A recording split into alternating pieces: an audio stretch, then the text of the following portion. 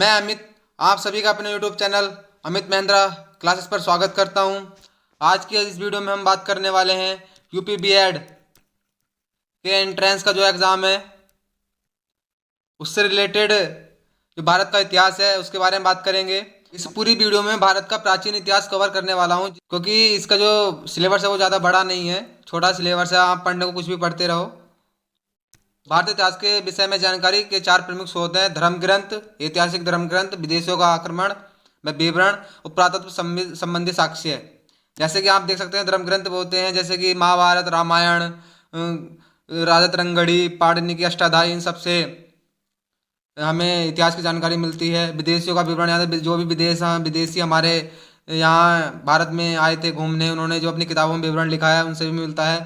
पुरातत्व साक्ष्य यानी कि जैसे कि किसी वस्तु या पत्थर पे कोई किसी चीज़ को लिखा जाता था, किसी नाम को लिखा जाता था, उससे भी हमें इतिहास की जानकारी मिलती है। तो आगे देखते हैं, चाणक्य द्वारा रचित अर्थशास्त्र नामक पुस्तक से मौर्यकालीन इतिहास की जानकारी मिलती है। क्वेश्चन आता है कि अर्थशास्त्र किसकी रचना है, तो वह है चाणक्य की। कल्हड़ द्वारा रचित राजतरंगणी को ऐतिहासिक घटनाओं पर आधारित प्रथम पुस्तक कहा जाता है। इससे कश्मीर के इतिहास की जानकारी मिलती है। क्वेश्चन आता है कि कश्मीर का इतिहास किस पुस्तक में लिखा है, तो वो है राजतरंगणी। और राजतरंगणी के जो लेखक हैं वो कल्हड़ हैं।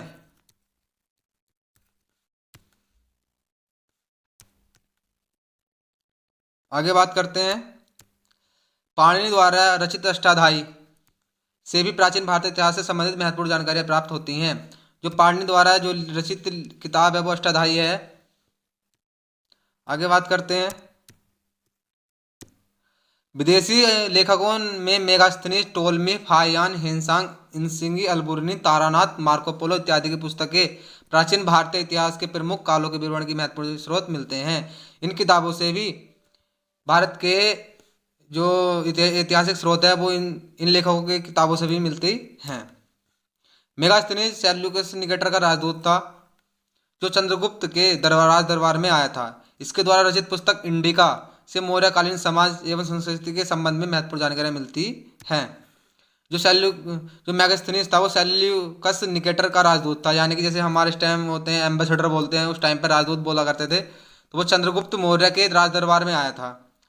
तो जो इसकी किताब थी मेगास्थनीज की जो किताब है वो इंडिका इसी ने रचित की है। आगे बात करते हैं, टोलमी ने भारत का भूगोल नामक पुस्तक लिखी है। जो टोलमी हैं उन्होंने भारत के भूगोल के नाम से एक किताब लिखी है। वेरी इंपॉर्टेंट क्वेश्चन है।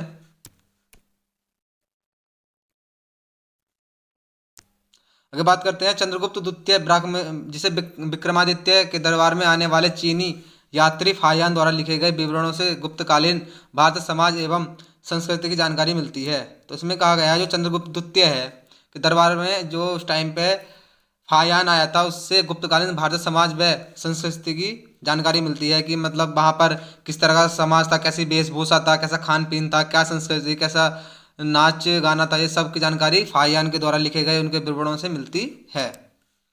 आगे बात करते हैं, हर्षवर्धन के शासनकाल में आने वाले चीनी यात्री हिनसांग द्वारा लिखे भ्रमण वृत्तांत CU की से 6वीं शताब्दी यानी कि 6वीं शताब्दी के भारतीय समाज, धर्म और राजनीति के बारे में पता चलता है।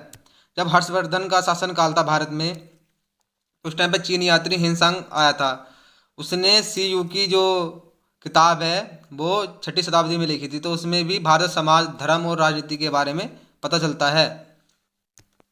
आगे बात करते हैं, सिंह नामक चीनी यात्री 7वीं शताब्दी के अंत में भारत आया था। इसने विवरण में नालंदा विश्वविद्यालय, विक्रमशिला विश्वविद्यालय तथा अपने समय के भारत का वर्णन किया है। आप ये बता सकते हैं क्वेश्चन में, जो ये नालंदा विश्वविद्यालय है वो कहाँ पर है। आगे बात करते हैं, महमूद गजनवी के साथ 2वीं शताब्दी के प्रारंभ में भारत आने वाले लेखक अलबरूनी ने अपना विवरण तहक़ीक़-ए-हिंद या किताबुल हिंद भारत की खोज नामक पुस्तक में लिखा है। इसमें राजपूत कालीन समाज, धर्म, रीति रिवाज, राजनीति आदि पर सुंदर प्रकाश डाला गया है। जो महमूद गजनवी के साथ जो 2वीं शताब्दी में प्रारंभ में भारत आने वाले लेखक अलबरूनी जो थे, उन्होंने अपनी किताब तहक़ीक़-ए-हिंद व किताबुल हिंद में भारत की खोज नामक पुस्तक में लिखा है कि उस टाइम पर राजपूत कालीन क्या था, समाज, धर्म, रीति रिवाज, राजनीति आदि पर सुंदर प्रकाश डाला गया है।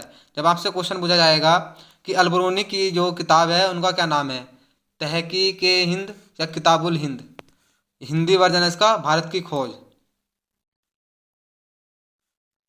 आगे बात करते हैं, तारानाथ एक तिब्बती लेखक था। जो तारानाथ था वो तिब्बती लेखक था, जिसने कंगयूर या तंगयूर नामक 2 पुस्तकों में भारतीय इतिहास का वर्णन किया है। पुरातत्व संबंधी साक्ष्यों में लेखक, सिक्के, अवशेष इत्यादि से भारतीय इतिहास के विविध पहलुओं पर का पता चलता है। जो पुरातत्व संबंधी साक्ष्य हैं उसमें सिक्के हैं, अवशेष आदि से भी भारतीय इतिहास के विविध पहलुओं का पता चलता है। आगे बात करते हैं, मध्य भारत में भागवत धर्म विकसित होने का प्रमाण यवन राजदूत होलियोडोरस के बेसनगर विदिशा के गुण स्तंभ से लेख प्राप्त होता है। अगला पॉइंट है, कश्मीरी नवपाषाणिक पुरास्थल बुर्जहोम से गर्तावास का साक्ष्य मिला है। एक इम्पोर्टेंट क्वेश्चन है, कश्मीर में जो बुर्जहोम स्थल है वो कश्मीर में है। ये क्वेश्चन पूछा जाता है कि बुर्जहोम जो स्थल है वो कौन से राज्य या यूनियन टेरिटरी में या कहाँ पर है, तो वो कश्मीर में है। प्राचीनतम सिक्कों को आहा सिक्के कहा जाता है। आपसे क्वेश्चन पूछा जाएगा, प्राचीनतम सिक्कों को किस नाम से जाना जाता था, तो वो आहा सिक्के के नाम से कहा जाता था। इसी को साहित्य में करसापण कहा गया है। सर्वप्रथम सिक्कों पर लेख लिखने का कार्य यवन शासकों ने किया है। यहाँ से क्वेश्चन निकलेगा एक, अर्कमेड़ु पद्दुचेरी के निकट से रोमन सिक्के प्राप्त हुए हैं। कलिंग राजा खारवेल के हाथी गुफा अभिलेख, रुद्रदामन के जूनागढ़ गिरनार अभिलेख, समुद्रगुप्त के प्रयोग स्तंभ अभिलेख इत्यादि ऐतिहासिक जानकारियों के दृष्टिकोण से महत्वपूर्ण हैं। अब बात करते हैं पाषाण काल की।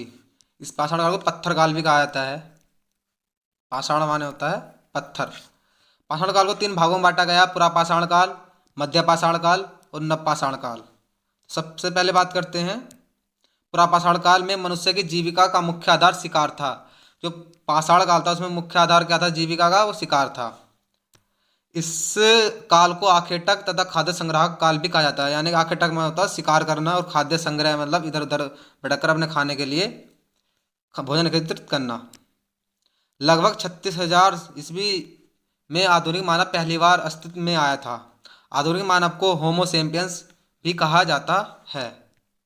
जो आधुनिक मानव है उसे होमो सेपियंस के नाम से भी जाना जाता है। मानव द्वारा प्रथम पालतू पशु कुत्ता था। ये क्वेश्चन आता है, सबसे ज़्यादा क्वेश्चन पूछा जाता है कि मानव द्वारा जो सबसे पहले पशु पाला गया था वो कौन था, तो वो कुत्ता था। कुत्ते को सबसे पहले मानव ने पालतू पशु बनाया था, जिसे मध्यपाषाण काल में पालतू बनाया गया था।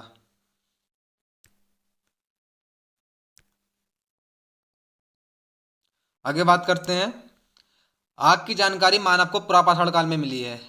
यानी कि आग की जो जानकारी है वो मानव को पुरापाषाण काल में मिली है, किंतु इसका प्रयोग नवपाषाण काल में हुआ है। यानी कि जानकारी तो पुरापाषाण काल में हो गई थी आग की, लेकिन उसका जो प्रयोग करना शुरू करा था मानव ने वो नवपाषाण काल में शुरू किया था।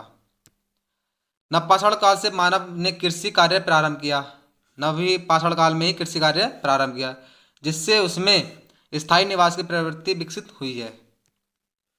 जब आदमी, ये बात हकीकत है, जब आदमी कोई आप के पास कोई ज़मीन जायदाद है तो आप उसे छोड़ के कहीं नहीं जा सकते। इसी वजह से, इसी तरह से पुरापाषाण काल में जब मनुष्य ने कृषि कार्य प्रारंभ कर दिया था तो वह स्थायी निवास में रहने लगे थे। अगला पॉइंट देखते हैं, भारत में पाषाणकालीन सभ्यता का अनुसंधान सर्वप्रथम रॉबर्ट ब्रूस फुट ने 1863 में प्रारंभ किया था। भारत में व्यवस्थित कृषि का पहला साक्ष्य मेहरगढ़ से प्राप्त हुआ है। क्वेश्चन पूछा जाता है कि व्यवस्थित कृषि का पहला साक्ष्य कहाँ से मिला है, तो वो है मेहरगढ़ से मिला है। बिहार के चिरांद नामक नवपाषाण कालीन स्थल से हड्डी के औजार मिले हैं। यानी कि नवपाषाण काल में हड्डी के स्थल से, नवपाषाण कालीन स्थल से हड्डी के औजार मिले हैं। यानी कि मानव जो था वो शिकार करने के लिए हड्डी द्वारा बनाए गए औजारों का प्रयोग करता था। पाषाण काल के 3 चरणों का साक्ष्य बेलन घाटी इलाहाबाद से प्राप्त होता है। जो पाषाण काल है उसके तीनों चरणों का साक्ष्य बेलन घाटी जो इलाहाबाद में है से प्राप्त होता है। औजार में प्रयुक्त की जाने वाली पहली धातु तांबा थी तथा इस धातु का ज्ञान मनुष्य को सर्वप्रथम हुआ था। अगर आपसे क्वेश्चन आए कि सबसे पहले मनुष्य को किस धातु का ज्ञान था, तो वह था तांबा, ना कि लोहा या कुछ ये सोना वोना कुछ नहीं था, सबसे पहले तांबे का ज्ञान हुआ था। चावल की खेती का प्राचीनतम साक्ष्य कोल्डी हवा इलाहाबाद से पाया गया है। वेरी वेरी इंपॉर्टेंट क्वेश्चन है ये। क्वेश्चन आता है कि सबसे पहले चावल के साक्ष्य कहाँ पर मिले हैं, तो वो है कोल्डी हवा जो इलाहाबाद में है। पहिए का आविष्कार भी नवपाषाण काल में हुआ है। आप देख सकते हैं नवपाषाण काल में आग की खोज, आग आग का प्रयोग भी नवपाषाण काल में हुआ है। और चावल के साक्ष्य, और तीसरा पॉइंट है एक स्थिर खेती जिसे बोलते हैं, स्थायी निवास भी नवपाषाण काल में शुरू हुआ है। ये सब नवपाषाण काल की विशेषताएं हैं। अब बात करते हैं सिंधु घाटी सभ्यता यानी कि हड़प्पा की बात करते हैं। सिंधु घाटी हड़प्पा सभ्यता के प्रमुख स्थल व उत्खनन क्षेत्र, नदी, वर्तमान स्थिति, प्राप्त कहाँ पर क्या साक्ष्य हुए हैं, सब एक चार्ट में देखने वाले हैं हम। तो हड़प्पा जो है कि जो खोज की थी वो दयाराम साहनी एवं माधव स्वरूप वत्स ने की थी 1921 में। नदी कौन सी है? Ravi. Very very important. Harappa question आता है, हड़प्पा नदी, हड़प्पा सभ्यता किस नदी के किनारे है, तो वह रावी नदी के। तो इस टाइम वर्तमान में से पाकिस्तान का मांड गोमरी जिला है, वहाँ पर है। और यहाँ से प्राप्त महत्वपूर्ण साक्ष्य में कौन से तांबे का पैमाना, तांबे की इक्का गाड़ी, तांबा गलाने की भट्टी, अन्नागार। अन्नागार मतलब होता है जहाँ पर अन्न रखा जाता है। अगर हम बात करें मोहनजोदड़ो की, तो मोहनजोदड़ो है राखलदास बनर्जी 1922 में सिंधु नदी के किनारे है। और वर्तमान इसकी स्थिति है वो पाकिस्तान के सिंध प्रांत का लड़काना जिला है, वहाँ पर है। अगर यहाँ पे बात करें, एक स्नानागार मिला है, एक अन्नागार मिला है, पुरोहित आवास है, सभा भवन है, कांसे की नर्तकिका की मूर्ति है, पशुपति की मूर्ति है, सूती धागा है। इन सब की साक्ष्य, ये सब वहाँ से साक्ष्य मिले हैं मोहनजोदड़ो से। स्नानागार वो होता है जहाँ पर आपने एक मोहनजोदड़ो फिल्म देखी होगी ऋतिक रोशन जी की, वहाँ पर मोहनजोदड़ो के ऊपर है, वहाँ पर स्नानागार दिखाया गया है। इस तरह से होता था स्नानागार। इस तरह से उतरने के लिए सीढ़ियाँ होती थी, बीच में यहाँ पर जल भरा होता, चारों तरफ से सीढ़ियाँ सीढ़ियाँ होती थी उतरने के लिए। आगे बात करें चहुंदड़ो, गोपाल मजूमदार 1934 में किया है। नदी है सिंधु, सिंध प्रांत यानी कि पाकिस्तान में है। मनका बनाने का कारखाना दवात, काजल और कंगा, यानी कि इससे पता चलता है जो हड़प्पा सभ्यता थी वहाँ पर लिखने यानी कि दवात, और साजो सम्मान के लिए काजल, कंगा, ये सब भी प्रयोग में लाया जाता था।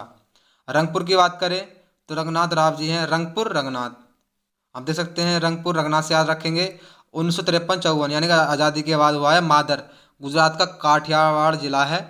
और चावल की भूसी प्राप्त हुई है यहाँ से। जो चावल आपने देखा होगा, जो हमारे पास धान होता है, धान के ऊपर एक तरह का खोल होता है, उसके अंदर चावल निकलते हैं, उसकी जो ऊपर की चावल की जो ऊपर की मतलब कवर होता है वो भूसी कहलाती है। आगे बात करते हैं रोपड़।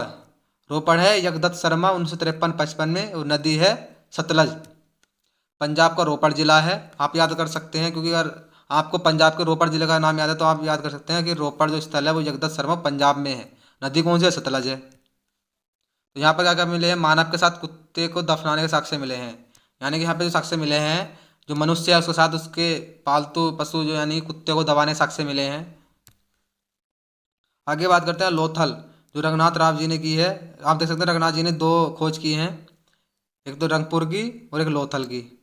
तो 1955 से 62 के हैं। अब भोगवा नदी है, ये भी गुजरात का अहमदाबाद जिला है। और यहाँ से लोथल से गोदीवाड़ा, युग्मित समाधान, रंगाई के कुंड, हाथी दांत का पैमाना, ये सब मिले हैं। आगे बात करते हैं कोट दीजी, फजल अहमद 1955 में, सिंधु नदी है और सिंध प्रांत का खैपर स्थान है। वो पत्थर के बाणाग्रह मिलते हैं। आगे बात करते हैं आलमगीरपुर, जगदत्त शर्मा ने भी ऊपर भी एक खोज की है रोपण की, 1958 में की है। हिंडन नदी है, उत्तर प्रदेश का मेरठ जिला। Very very important for UP BEd के लिए क्वेश्चन आएगा कि जो आलमगीर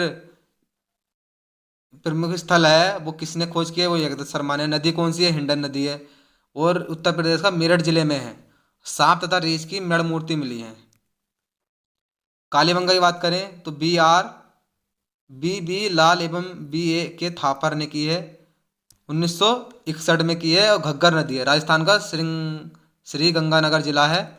और जूते खेत के साक्ष्य मिले हैं, अग्नि वेदियाँ मिली हैं, पक्की ईंटें मिली हैं, अंकुरित फर्श मिला है। क्वेश्चन आएगा कि जूते खेत के साक्ष्य कहाँ पर मिले हैं, तो वो है कालीबंगा। कालीबंगा कहाँ पर है, वो गुजरात में है।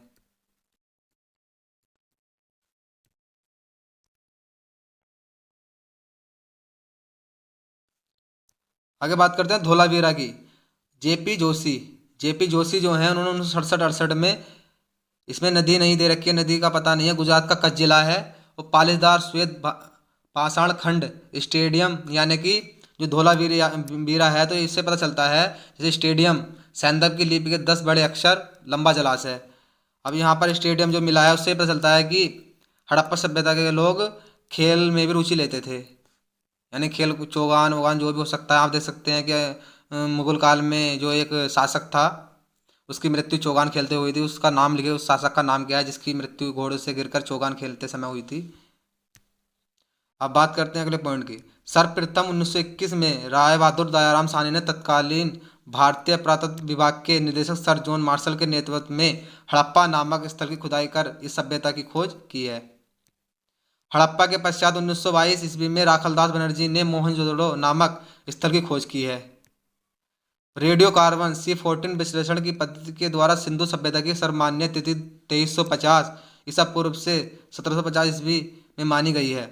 क्वेश्चन यहाँ से आता है एक कि किसी भी पुराने समय की अगर हमें तिथि याद करनी होती है तो वो कौन सी विधि है, तो बस कार्बन C14 से किसी भी रेडियो कार्बन जो होता है उससे किसी भी समय का पता लगाया जा सकता है कि ये चीज़ किस समय की है। सिंधु सभ्यता के अन्य नदी घाटियां तक विस्तृत स्वरूप का पता चलने के कारण इसे हड़प्पा सभ्यता कहा जाता है।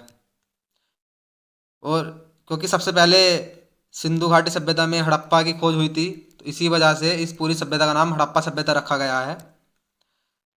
हड़प्पा को नगरीय सभ्यता का प्रथम उत्खनन स्थल होने के कारण नामकरण का यह सम्मान प्राप्त है। और हड़प्पा सभ्यता को नगरीय सभ्यता भी कहते हैं, क्योंकि यहाँ पर आप देखेंगे यहाँ पर हर चीज़ें बहुत व्यवस्थित रूप से थी। आप देखेंगे यहाँ पर जो सड़कें थी वे बहुत ही 90 अंश के कोण पर काटती थी।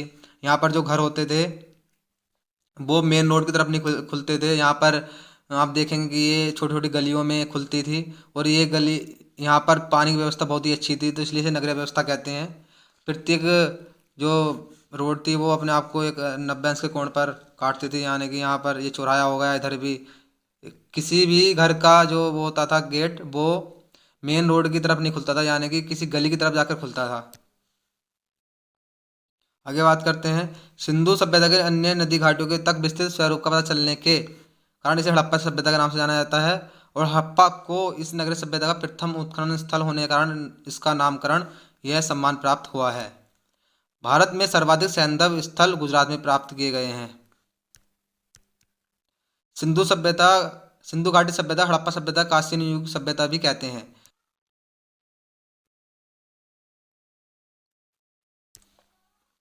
मोहनजोदड़ो को मृतकों का टीला भी कहा जाता है। क्वेश्चन आता है किस स्थल को मृतकों का टीला कहा जाता है, तो वह मोहनजोदड़ो को। कालीबंगा का अर्थ है काले रंग की चूड़ियाँ। और क्वेश्चन आता है कि कालीबंगा का अर्थ क्या है, तो वो है काले रंग की चूड़ियाँ। सिंधु घाटी सभ्यता की महत्वपूर्ण विशेषता नगर निर्माण योजना का होना था। यह एक सुव्यवस्थित जल निकास प्रणाली, मैंने बात बताया आपको, जल निकास प्रणाली इस व्यवस्था में बहुत अच्छी थी। इस सभ्यता के नगर निर्माण योजना की प्रमुख विशेषता थी।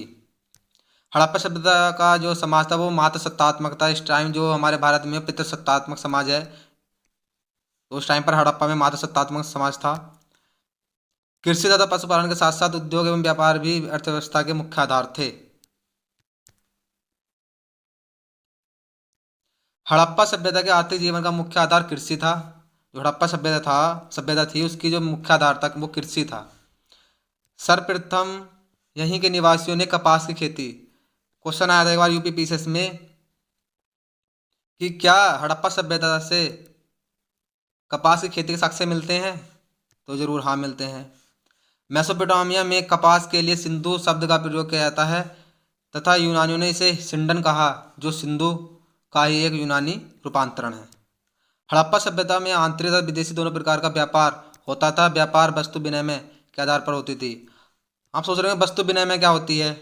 वस्तु विनिमय वो होती है कि मान लें आपके पास आलू है और किसी दूसरे के पास टमाटर है, तो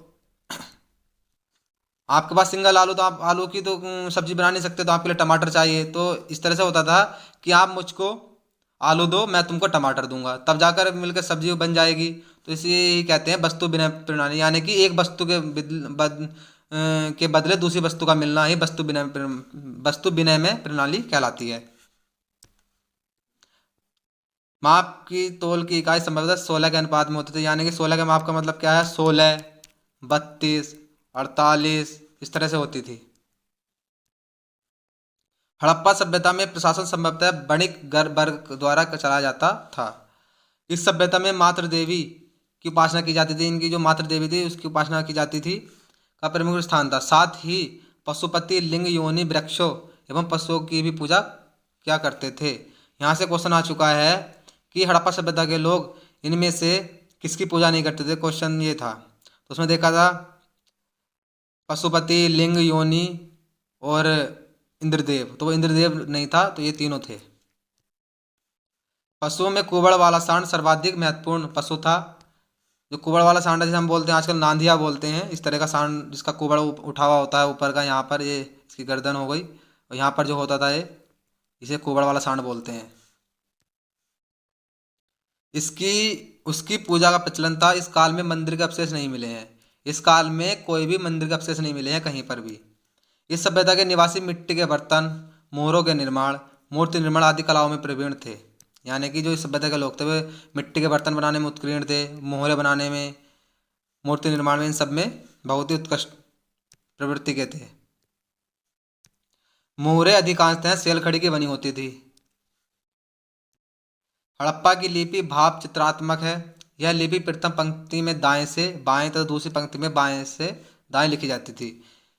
इस लिपि का प्रथम पंक्ति में दाएं से यानी कि इधर से लिखी जाती थी पहले और यहाँ तक लिखी गई, फिर इधर से इधर को लिखी जाती थी। इस तरह से ये लिखी जाती थी। पहले ये स्टार्ट यहाँ से करते थे और यहाँ तक लिखाते, फिर यहाँ से स्टार्ट करते थे इधर को, फिर इस तरह से लिखी जाती थी। इस लेखन पद्धति का ब्रुस्टोफेदम कहा गया। इस जो पद्धति थी, जो लिखने की पद्धति थी ये वाली इस तरह की, इसको ब्रुस्टोफेदम कहा गया है। इसे अभी तक पढ़ा नहीं जा सका। इसी वजह से हमें हड़प्पा सभ्यता की अधिक जानकारी नहीं, सटीक जानकारी नहीं मिली है। हड़प्पा सभ्यता में शवों को दफनाने एवं जलाने की प्रथा प्रचलित थी, यानी कि शवों को दफनाया भी जाता था और जलाया भी जाता था। मानव शास्त्रियों के अनुसार 4 जाति समूह प्रोटो ऑस्ट्रेलियाइड, भूमध्य सागरीय, मंगोलियाई एवं अल्पाइन द्वारा इस सभ्यता का निर्माण हुआ था। वैदिक काल की बात करें, वैदिक काल का विभाजन 2 भागों में किया गया है। ऋग्वैदिक काल 1500 ईस्वी से 1000 ईस्वी पूर्व माना गया है। उत्तर वैदिक काल 1000 ईस्वी से 600 ईस्वी पूर्व माना गया है। मैक्स मुलर ने आर्यों का मूल निवास स्थान मध्य एशिया को माना है। जो मैक्स मुलर है उन्होंने कहा है कि जो ये आर्य हैं, जो आर्य थे वो मूल निवासी हैं मध्य एशिया के, मिडिल एशिया के निवासी हैं। भारत में आर्य सर्वप्रथम सप्त सिंधु क्षेत्र में बसे। यह क्षेत्र आधुनिक पंजाब तथा उसके आसपास का क्षेत्र कहलाता है।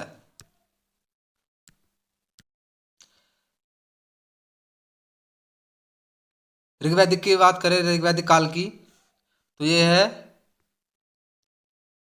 1500 से 1000। ऋग्वैदिक आर्य कई छोटे छोटे कबीलों में विभक्त थे। ऋग्वैदिक साहित्य में कबीले को जन कहा गया है। क्वेश्चन आता है कि जन क्या है, तो जन एक कबीला है। कबीले के सरदार को राजन कहा जाता था, जो शासक होते थे, यानी कि जो कबीला का सरदार था उसे राजन कहा जाता था और कबीले को जन कहा जाता था। आगे बात करते हैं ऋग्वैदिक काल में सबसे छोटी राजनीतिक इकाई को कुल या परिवार कहा जाता था। कई कुल मिलकर ग्राम बनाते थे जिसका प्रधान ग्रामीणी होता था।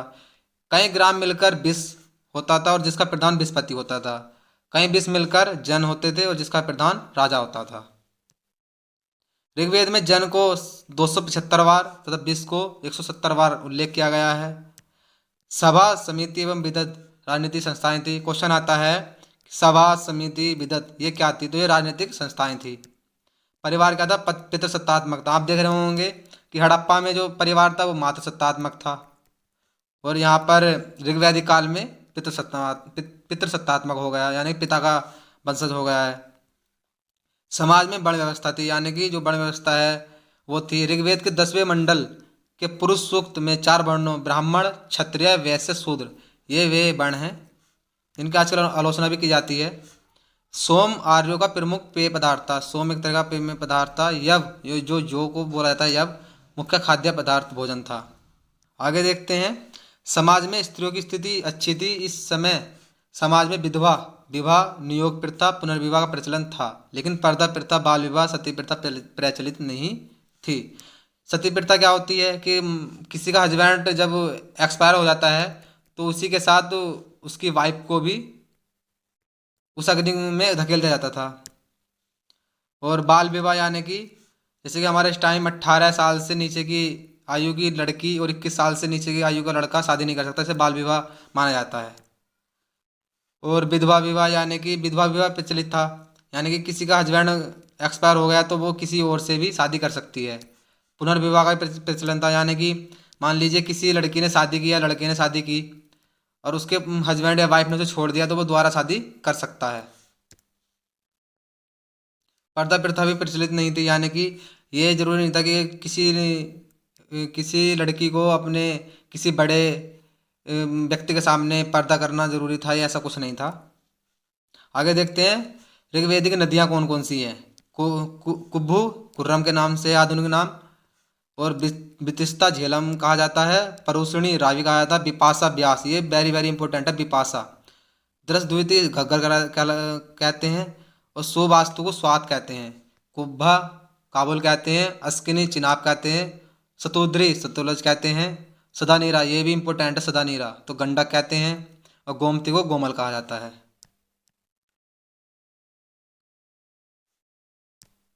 आगे देखते हैं नोट में, ऋग्वेद में उल्लेखित सभी नदियों में सरस्वती सबसे अधिक महत्वपूर्ण तथा पवित्र मानी जाती थी। ऋग्वैदिक काल में देवताओं में सर्वाधिक महत्व जो था इंद्र का था। आप देख रहे हैं पीछे जो हड़प्पा में था तो वहाँ पर जो सबसे अधिक महत्व दिया गया था तो वो मातृ देवी को दिया गया था, मातृ देवी को, और योनि की पूजा होती थी, वृक्ष की पूजा होती थी। आप यहाँ पर देख रहे होंगे कि यहाँ पर इंद्र को सबसे उत्कृष्ट माना गया है, और उसके बाद अग्नि को, फिर वह वरुण को महत्व दिया गया है। ऋग्वेद में इंद्र को पुरंदर के नाम से में उल्लेखित किया गया है, अर्थात किलों को तोड़ने वाला। ऋग्वेद में उसके 250 सूक्त हैं इंद्र के ऊपर। अब बात करते हैं उत्तर वैदिक काल की। उत्तर वैदिक काल जो है वो 1000 से 600 ईसा पूर्व तक का है। उत्तर वैदिक काल के राजनीतिक संगठन की मुख्य विशेषता बड़े राज्यों तथा जनपदों की स्थापना थी। राजतत्व के देवी उत्पत्ति के सिद्धांत का सर्वप्रथम उल्लेख ऐतरेय ब्राह्मण में किया गया है। इस काल में राजा का महत्व बढ़ा है, उसका पद वंशानुगत हो गया है। उत्तर वैदिक काल में परिवार पितृसत्तात्मक होते थे, संयुक्त परिवार की प्रथा विद्यमान थी, यानी कि ज्वाइंट फैमिली जो कि आप देखते हैं ज्वाइंट फैमिली वो भी उत्तर वैदिक काल में थी। पितृसत्तात्मक भी उत्तर वैदिक काल में था, जो कि आप देखते हैं पितृसत्तात्मक ऋग्वैदिक काल में भी पितृसत्तात्मक है। समाज स्पष्ट रूप से 4 वर्णों में, जैसे ब्राह्मण, क्षत्रिय, वैश्य, शूद्र, आप यहाँ देख सकते हैं कि यहाँ भी चार वर्णों में विभाजित था समाज, और ऋग्वैदिक काल में भी। वर्ण व्यवस्था कर्म के बदले जाति पर आधारित थी। आप पीछे देखें ऋग्वेद में जो वर्ण व्यवस्था थी वो थी कर्म के ऊपर, आप किस तरह कर्म कर रहे हैं, लेकिन यहाँ पर जाति आधारित हो गई है उत्तर वैदिक काल में।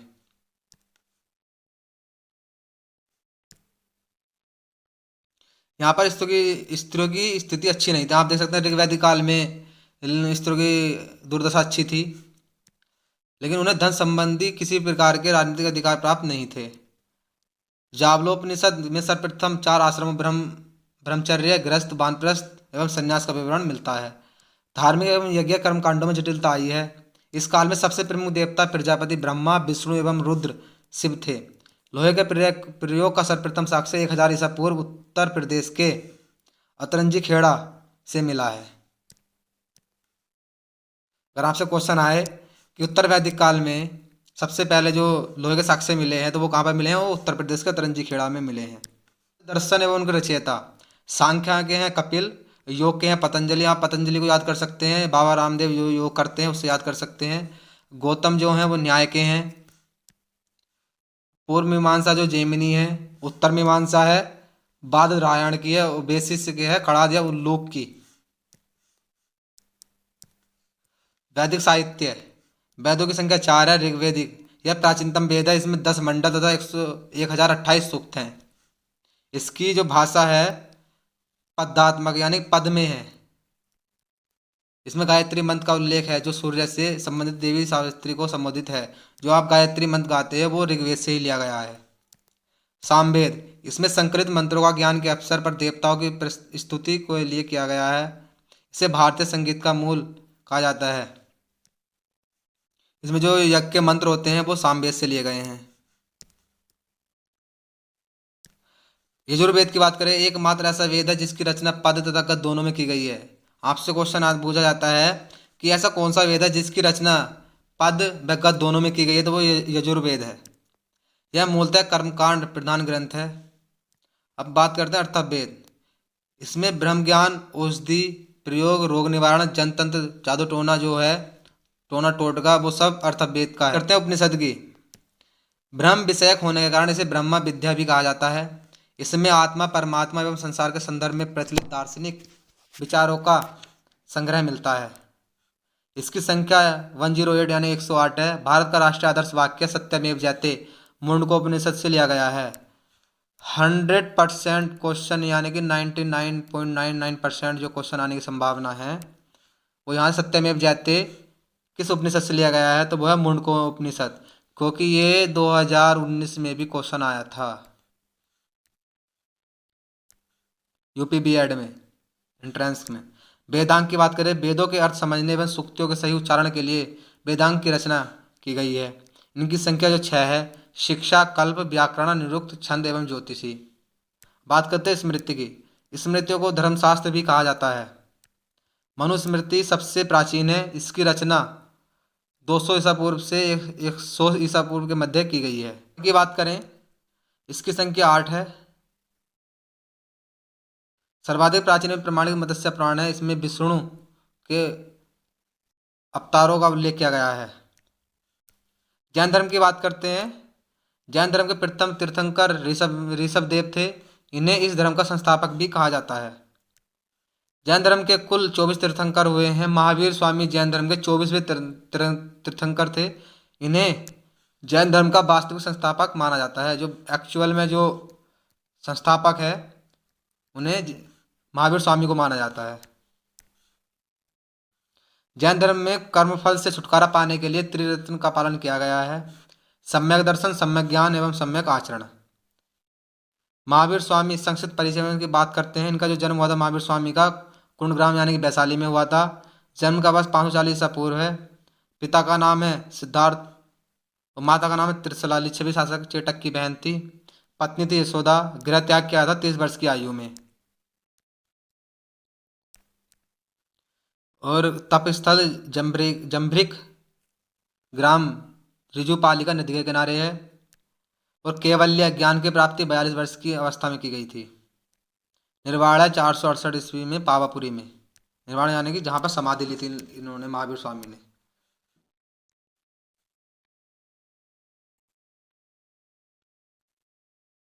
बात करते हैं महावीर के 5 व्रतों के पालन का उपदेश दिया है। ये 5 व्रत कौन कौन से हैं? सत्य, अहिंसा, अस्तेय, अपरिग्रह एवं ब्रह्मचर्य। इनमें से शुरू के 4 महाव्रत जैन धर्म के 23वें तीर्थंकर पार्श्वनाथ के थे। अंतिम महाव्रत ब्रह्मचर्य महावीर स्वामी ने जोड़ा है। जैन धर्म अनिश्वरवादी है। अगर आपसे क्वेश्चन पूछा जाए कि जो जैन धर्म है वो कैसा वादी है, तो अनिश्वरवादी है। कालांतर में जैन धर्म में 2 संप्रदायों श्वेतांबर एवं दिगंबर में बढ़ गया है। श्वेतांबर संप्रदाय के अनुयायी श्वेत वस्त्र धारण करते थे, जबकि दिगंबर संप्रदाय के अनुयायी वस्त्रों का परित्याग यानी कि बिना वस्त्र के रहते थे। महावीर स्वामी ने उपदेश प्राकृत भाषा में दिए हैं। प्राकृत भाषा वो होती है जो आम जन भी बोल लेते थे उस टाइम, उस समय पर। महासंगीतों की बात करते हैं। प्रथम संगीति जो हुई थी वो 322 ईस्वी से 298 ईस्वी के बीच में हुई थी पाटलिपुत्र पुत्र में। और इसके जो अध्यक्ष थे वो स्थूलभद्र थे। कार्य था, जैन धर्म दो भागों श्वेतांबरों एवं दिगंबरों में विभाजित हो गया था। द्वितीय बौद्ध जैन संगीति हुई थी 512 ईस्वी में। वल्लभी इसके स्थल था और अध्यक्ष थे देव रिद्धि गणि क्षमा श्रमण। धर्म ग्रंथों को लिपिबद्ध किया गया, ये जो धर्म धर्म ग्रंथ थे उनको लिपिबद्ध किया गया था। अब बात करते हैं बौद्ध धर्म की। बौद्ध धर्म के संस्थापक गौतम बुद्ध। इनके अगर इनके जीवन के बारे में बात करें, गौतम बुद्ध संक्षिप्त परिचय में। जन्म लुम्बिनी ग्राम कपिलावस्तु में हुआ था। जन्म का वर्ष है 563 ईस्वी में। पिता का नाम है शुद्धोधन, शाक्य गण के प्रधान थे।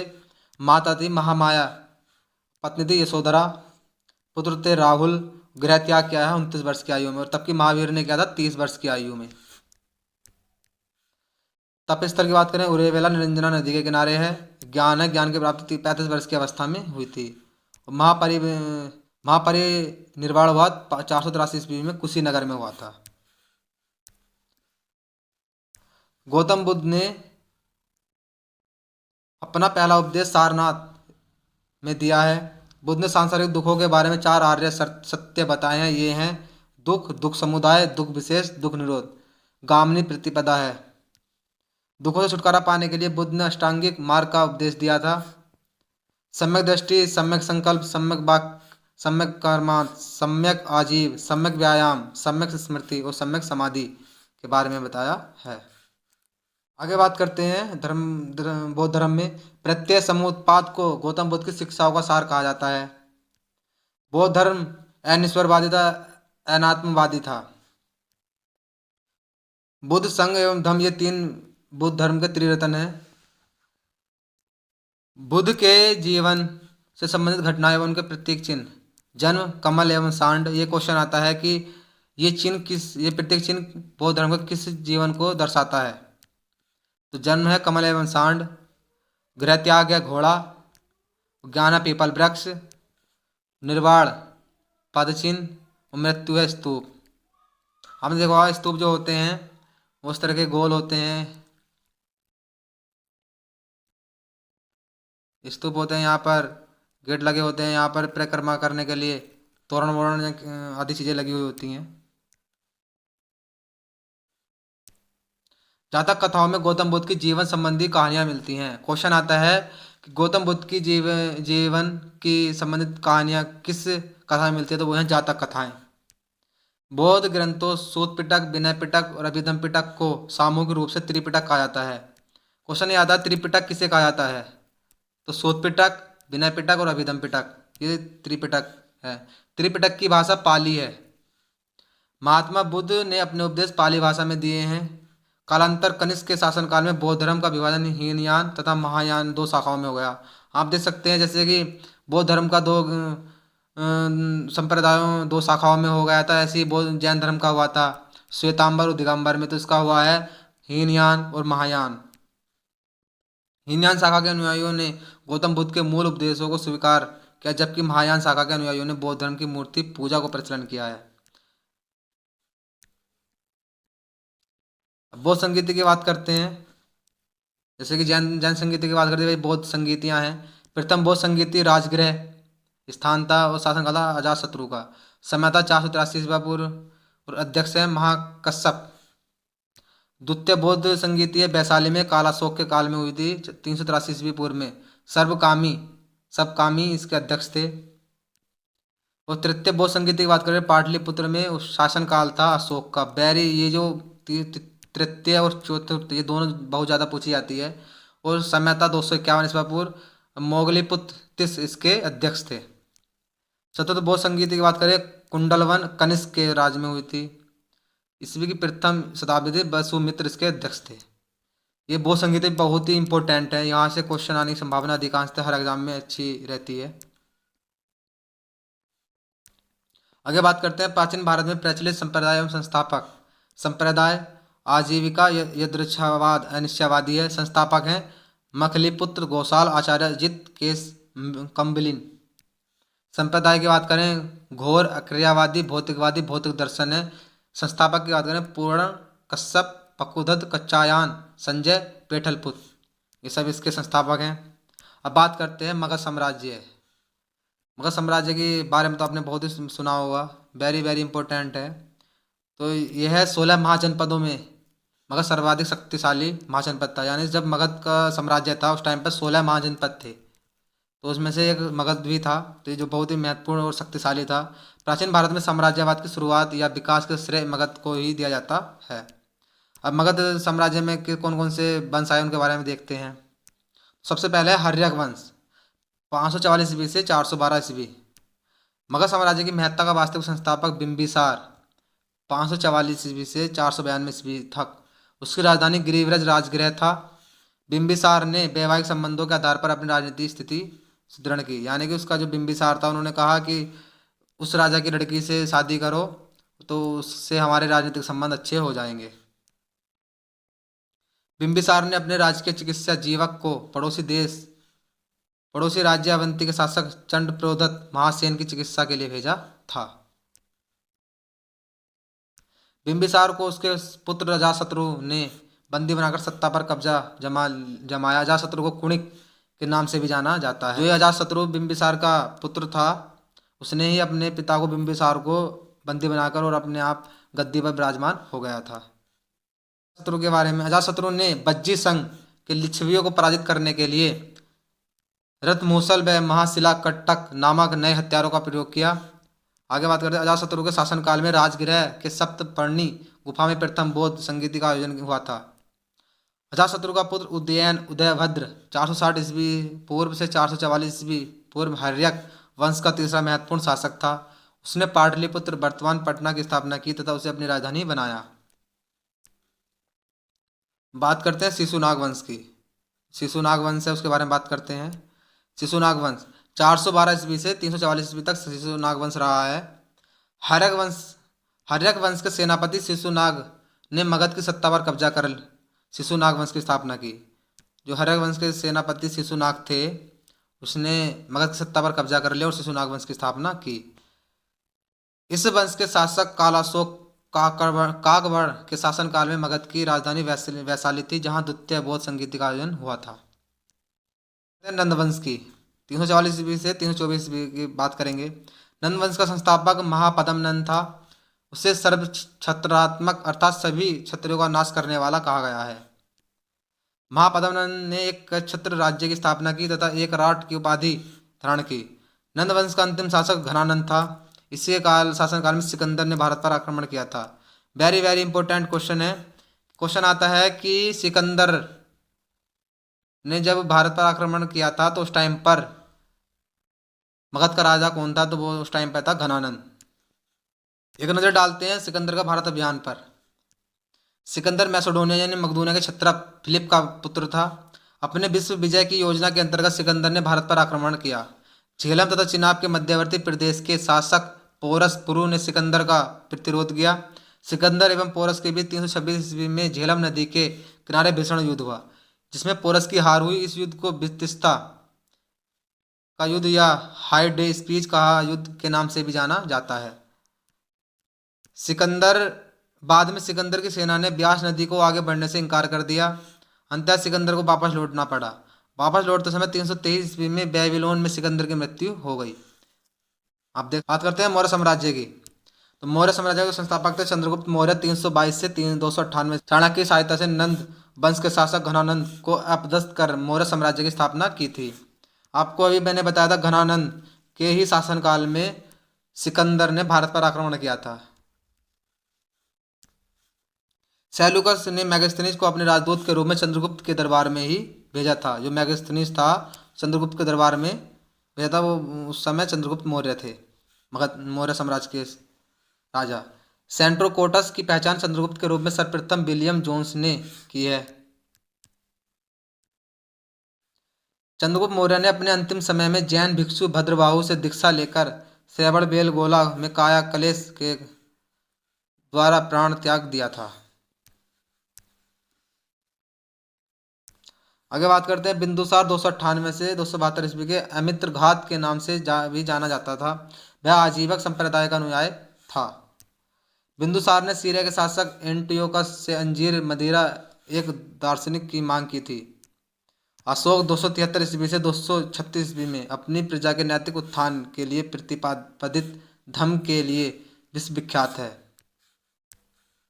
आप अशोक के बारे में जानेंगे तो इसने अपने पुत्र को श्रीलंका में भेजा था, अपने पुत्र व पुत्री को, उन सब के बारे में भी जानेंगे हम। बात करते हैं अशोक ने अपने शासन के 8वें वर्ष में कलिंग पर आक्रमण किया तथा उसे जीत लिया। कलिंग के साथ हुए युद्ध में भारी रक्तपात को देख अशोक ने युद्ध नीति को छोड़ धम्म नीति का पालन किया। अशोक ने अपने बड़े भाई सुमन के पुत्र निग्रोध से प्रभावित होकर बौद्ध धर्म को अपनाया। बाद में उपगुप्त ने उसे बौद्ध धर्म में दीक्षित किया। अशोक के धर्म की परिभाषा राहुल वादसुत ने से ली गई है। अशोक के कलिंग युद्ध तथा हृदय परिवर्तन की जानकारी उसके 13वें शिलालेख से मिलती है। अशोक ने अपने शासकीय एवं राजकीय आदेशों को शिलालेख पर खुदबाका साम्राज्य के विभिन्न भागों में स्थापित किया है। ये शिलालेख ब्राह्मी, खरोष्टी, अरमाइक एवं ग्रीक लिपि में है। अशोक के शिलालेखों का पता सर्वप्रथम टी फैनथेलर ने लगाया था। इसे पढ़ने में सर्वप्रथम सफलता जेम्स प्रिंसेप को मिली है। क्वेश्चन यहाँ से आता है कि जो अशोक के शिलालेख हैं उसे सबसे पहले किस ने पढ़ा है, तो वह है जेम्स प्रिंसेप। प्रिंसेप ने सबसे पहले अशोक के शिलालेख को पढ़ा है। मौर्य समाज में उच्च स्तर के अधिकारियों को तीर्थ कहा जाता था, जिनकी संख्या 18 बताई गई है। कौटिल्य, चाणक्य का अर्थशास्त्र तथा मेगास्थनीज के इंडिका से मौर्य साम्राज्य के बारे में विशेष जानकारी मिलती है। मौर्योत्तर काल में विदेशी आक्रमण। बात करते हैं यवन की। मौर्योत्तर काल में भारत में सबसे पहले विदेशी आक्रमण बैक्टीरिया के ग्रीकों ने किया। इन्हें हिंद यवन या इंडो ग्रीक के नाम से भी जाना जाता है। हिंद यवन शासकों में मिनांडर सर्वाधिक महत्वपूर्ण है। उसकी राजधानी साकल थी। प्रसिद्ध बौद्धिक दार्शनिक नागसेन के साथ मिनांडर मिलिंद के द्वारा किए गए वाद विवाद का विस्तृत विवरण मिलिंद पन्ह नामक ग्रंथ में है। अगली बात करें, इंडो ग्रीक शासक ने भारत में सर्वप्रथम सोने के सिक्के तथा लेख युक्त सिक्के जारी किए हैं। विभिन्न ग्रहों के नाम नक्षत्रों के आधार पर भविष्य बताने की कला संभवतः सप्ताह के 7 दिनों का विभाजन यूनानियों ने भारत को सिखलाया है। अब बात करते हैं शक। शक मूलतः मध्य एशिया के मिडिल एशिया के निवासी थे। शक शासन क्षत्रपों में विभाजित था, जिसका एक प्रमुख क्षेत्र गुजरात में स्थित था। गुजरात शाखा में रुद्रदामन प्रथम प्रमुख शासक था। जूनागढ़ से प्राप्त 15 ईस्वी का उसका अभिलेख संस्कृत भाषा का पहला अभिलेख है। रुद्रदामन प्रथम ने चंद्रगुप्त मौर्य के समय निर्मित सुदर्शन झील का पुनरुद्धार उसे द्वारा। पल्लव मूलतः पार्थिया के निवासी थे, इन्होंने तक्षशिला को अपनी राजधानी बनाया। पल्लवों का सर्वाधिक प्रसिद्ध शासक गोंदो फर्निस था। उसके शासनकाल में ईसाई धर्म प्रचारक सेंट टॉमस भारत आया था। बात करते हैं कुषाण। कुषाण यूची जनजाति से संबंधित थे। वे पश्चिम चीन से भारत आए थे। कुजुल कटफिसेस ने 15 ईस्वी में कुषाण वंश की स्थापना की। उसका उत्तराधिकारी बिम कटफिसेस था, जिसने भारत में सर्वप्रथम सोने के सिक्के चलाए हैं। कनिष्क कुषाण वंश का सबसे प्रसिद्ध शासक था। कनिष्क ने 78 ईस्वी में शक संवत को प्रचलित किया है। कनिष्क ने पुरुषपुर पेशावर को अपनी राजधानी बनाया। मथुरा कनिष्क की द्वितीय राजधानी थी, यानी कि कनिष्क की जो प्रथम राजधानी थी वो पेशावर थी, तो मथुरा उसकी द्वितीय राजधानी थी। कश्मीर में कनिष्क ने कनिष्कपुर नामक नगर की स्थापना की।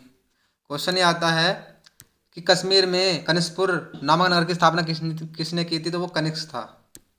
कनिष्क बौद्ध धर्म का अनुयायी था। ये क्वेश्चन यहाँ से भी आता है कि कनिष्क किस धर्म का अनुयायी था, वो बौद्ध धर्म का अनुयायी था। उसके शासनकाल में चौथी बौद्ध संगीति का आयोजन कुंडलवन कश्मीर में हुआ था। कनिष्क ने नागार्जुन, चरक, अश्वघोष, वसुमित्र, पार्श्व, मातृचेट, संगरक्ष आदि विद्वानों को संरक्षण प्रदान किया था। क्वेश्चन ये आता है कि कनिष्क के दरबार में कौन कौन से विद्वान रहते थे, तो नागार्जुन, चरक, अश्वघोष, वसुमित्र, पार्श्व, मातृचेट, संगरक्ष आदि विद्वान। अब बात करते हैं गुप्त साम्राज्य की। गुप्त वंश का प्रथम महत्वपूर्ण शासक चंद्रगुप्त मौर्य था, लेकिन इसके पहले श्रीगुप्त 240 से 285 ईस्वी में तथा घटोत्कच 280 से 320 ईस्वी का शासक के रूप में उल्लेख मिलता है। चंद्रगुप्त प्रथम चंद्रगुप्त प्रथम के बारे में जानते हैं। यह इसका कार्यकाल 319 से 350 ईस्वी में 320 ईस्वी में गुप्त संवत की शुरुआत की। उसने महाराजा धीराज की उपाधि धारण की है। क्वेश्चन ये आता है कि महाराजा धीराज की उपाधि किसे मिली है, तो वह चंद्रगुप्त प्रथम को। चंद्रगुप्त प्रथम ने अपने राजनीतिक उद्देश्यों की पूर्ति के लिए लिच्छवी राजकुमारी कुमार देवी से विवाह किया तथा उसे उस समय की महत्वपूर्ण घटना घटी थी। समुद्रगुप्त 350 से 375 ईस्वी में चंद्रगुप्त प्रथम का पुत्र था। विभिन्न अभियानों के कारण इतिहासकार B.A. स्मिथ ने उसे भारत का नेपोलियन कहा है। समुद्रगुप्त की विजय और उसके बारे में जानकारी के स्रोत उसके दरबारी कवि हरिश्रेण द्वारा रचित प्रयाग प्रशस्ति या इलाहाबाद स्तंभ। समुद्रगुप्त की अनुमति में सिंहल श्रीलंका को पहले समय पर सिंहल कहा जाता था कि राजा मेघवर्मन ने बोध गया में एक बौद्ध मठ का स्थापित किया। समुद्रगुप्त के सिक्कों पर उसे वीणा बजाते हुए दिखाया गया है। और चंद्रगुप्त द्वितीय की बात करेंगे अब। चंद्रगुप्त द्वितीय 375 से 400 ईस्वी 415 ईस्वी का काल गुप्त काल में साहित्य और काल का स्वर्ण काल भी कहा जाता है। जो चंद्रगुप्त का काल है उसे स्वर्ण काल भी कहा जाता है। क्वेश्चन ये आता है किस काल को स्वर्ण काल कहा जाता है, तो वह चंद्रगुप्त द्वितीय के स्वर्ण काल को। चंद्रगुप्त द्वितीय ने शकों को पराजित कर विक्रमादित्य की उपाधि धारण की। क्वेश्चन ये भी आता है कि विक्रमादित्य की उपाधि किसने धारण की थी, वो चंद्रगुप्त द्वितीय ने की थी। तो चांदी के सिक्के चलाए। चंद्रगुप्त द्वितीय के शासनकाल में चीनी यात्री फायान भारत आया था। उसके दरबार में 9 विद्वानों की मंडली थी जिसे नवरत्न कहा जाता है। क्वेश्चन यहाँ से ही बनता है कि 9 रत्न किसके दरबार में थे, तो चंद्रगुप्त द्वितीय के दरबार में 9 रत्न थे। आगे बात करते हैं कुमारगुप्त की। नहीं, अभी एक पॉइंट हो रहा है। उसके दरबार में 9 विद्वानों की मंडली थी जिसे नवरत्न कहा जाता था। नवरत्न में कालिदास अमर सिंह शामिल थे। जो नवरत्न थे तो वो कालिदास और अमर सिंह दोनों शामिल थे। आगे बात करते हैं कुमारगुप्त प्रथम की। 415 से 455 ईस्वी तक इनका कार्यकाल रहा है। किस समय में नालंदा विश्वविद्यालय की स्थापना की गई थी? जो नालंदा विश्वविद्यालय है वो कुमारगुप्त प्रथम के समय में की गई थी। स्कंदगुप्त 455 से 467 ईस्वी गुप्त वंश का अंतिम प्रतापी शासक था। उसने होड़ों के आक्रमण को विफल किया था। स्कंदगुप्त ने भी चंद्रगुप्त मौर्य द्वारा के समय निर्मित सुदर्शन झील का पुनरुद्धार करवाया था। गुप्तकालीन प्रशासन की सबसे छोटी इकाई ग्राम थी जिसका प्रशासन ग्रामीण के हाथों में होता है। अभी यहाँ से भी क्वेश्चन आ सकता है, सुदर्शन झील का पुनरुद्धार किसने कराया था, तो स्कंदगुप्त ने कराया था। और बनवाई किसने थी, तो वो चंद्रगुप्त मौर्य ने बनवाई थी। अभी NTPC में एक क्वेश्चन आया था कि कुतुब मीनार का जो रुका हुआ कार्य था वो किसने पूरा किया। कमेंट्स बॉक्स में लिखे किसने पूरा किया था। ये NTPC का क्वेश्चन है जो अभी पेपर हुआ है, शायद 29 जनवरी का जो पेपर था उसमें ये क्वेश्चन था। आगे बात करते हैं, कई गांवों को मिलाकर पेट बनते थे।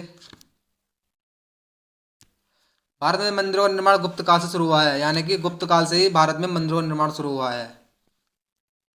देवगढ़ का दशावतार मंदिर गुप्त काल का सबसे उत्कृष्ट मंदिर है। गुप्तकालीन बौद्ध गुफा मंदिरों में अजंता एवं बाकी गुफाएं प्रमुख हैं। गुप्त शासकों की राजकीय या आधिकारिक भाषा संस्कृत थी।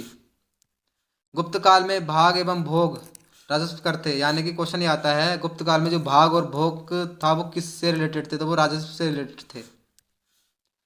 भाग उपज का छठा हिस्सा होता था जबकि भोग सब्जी तथा फलों के रूप में दी जाती थी। यानी कि जो भाग होता है वो जो उपज होती है, जितनी भी मान लो आपके पास कोई एक उपज हुई है तो उसका जो 1/6 हिस्सा जो होता था वो राजा को दिया जाता था, और भोग जो सब्जी व फलों के रूप में दी जाती थी। गुप्तोत्तर वंश एवं पुष्यभूति वंश के बारे में पढ़ेंगे। पुष्यभूति वंश की स्थापना थानेश्वर में हुई थी। इस वंश का पहला महत्वपूर्ण शासक प्रभाकर वर्धन था।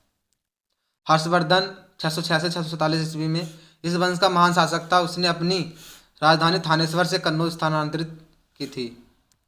बाणभट्ट हर्ष का दरबारी कवि था। Very very important.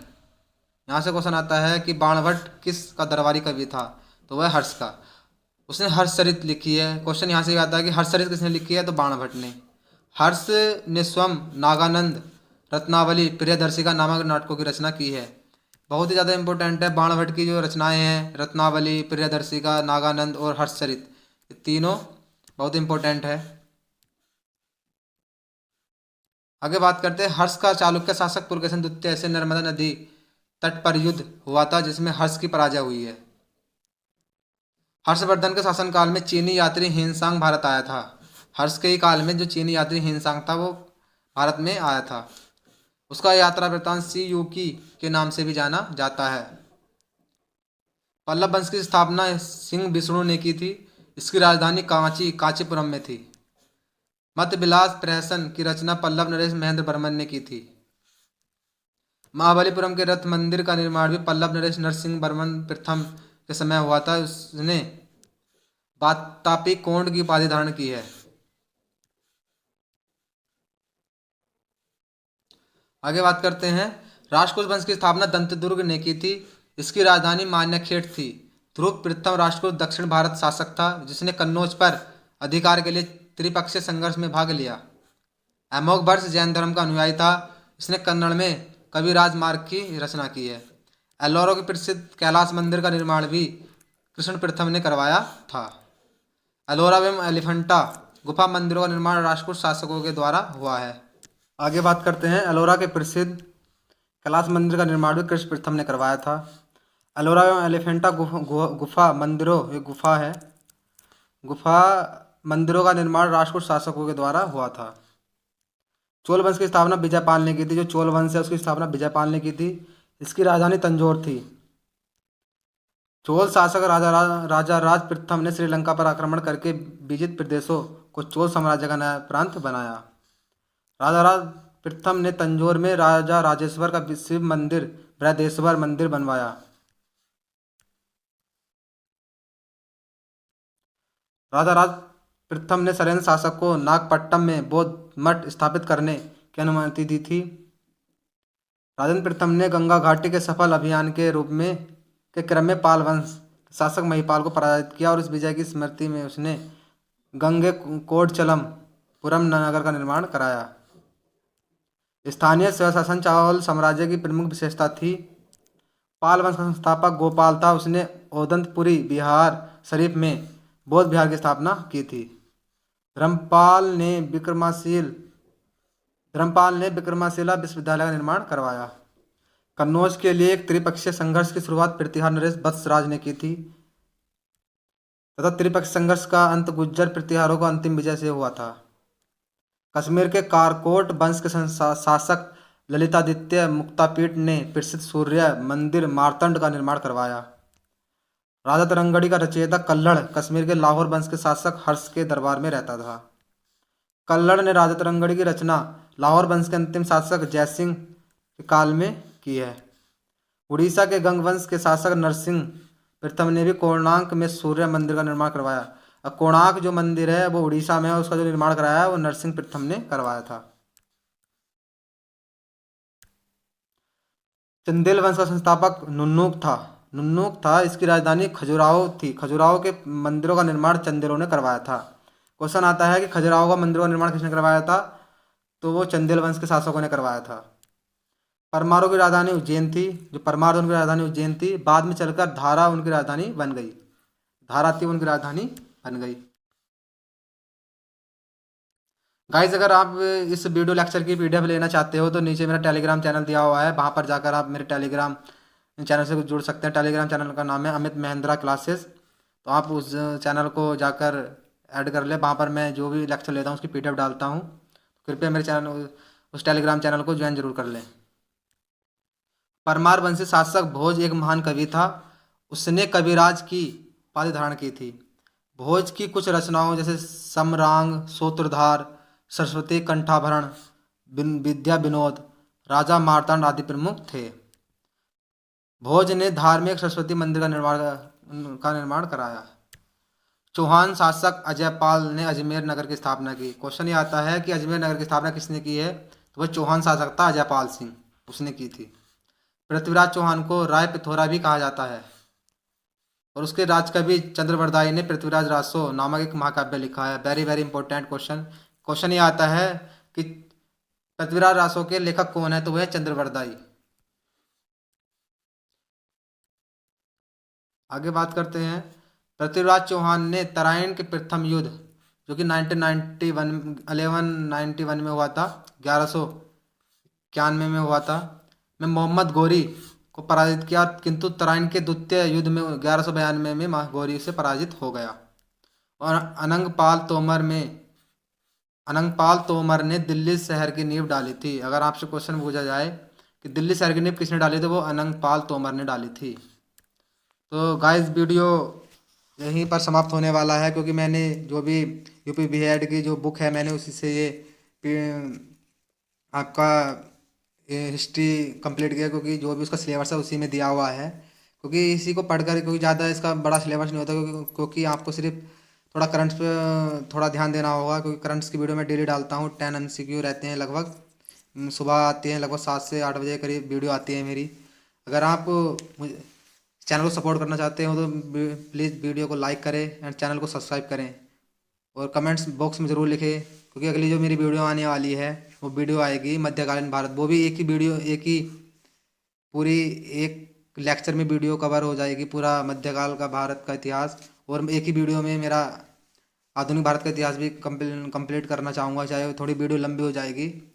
लेकिन मैं चाहूँगा कि, क्योंकि अगर मैं छोटे छोटे लेक्चर लूँगा तो उसमें फिर सिलेबस भी थोड़ा बड़ा करना पढ़ाना पड़ेगा, क्योंकि छोटे लेक्चर में जब फिर समझाना ज़्यादा पड़ता है।